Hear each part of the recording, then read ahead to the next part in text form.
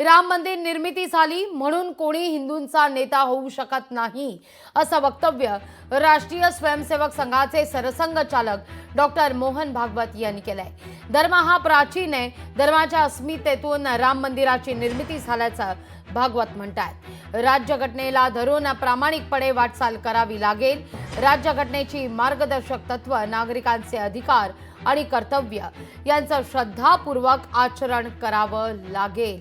या कर्तव्यांची समाजात कुटुंबातही चर्चा व्हावी असं डॉक्टर भागवत यांनी स्पष्ट केलेलं आहे। राम मंदिर झालं पाहिजे, ते होत आहे। हिंदूंची श्रद्धास्थान हिंदूंना वाटतं,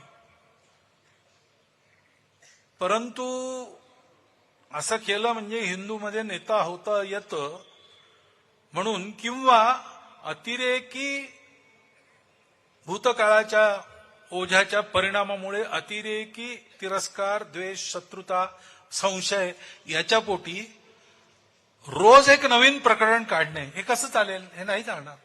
काही बाहेरूनही आले आहेत ज्यांच्यामध्ये चुकीनी का होईना पण कट्टरपणाची परंपरा आहे। त्यांचं राज्य इथे राहिल्यामुळे त्यांना असं वाटतं की आमचं पुन्हा राज्य आलं पाहिजे, पण आपला देश आता संविधानानुसार चालतो।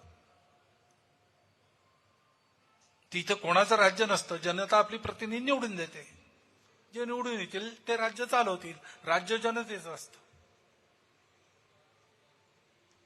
तो वर्चस्वाचा जमाना गेला, हे लक्षात यायला पाहिजे। लोकशाही मराठी ऐका, पहा, जागरूक रहा।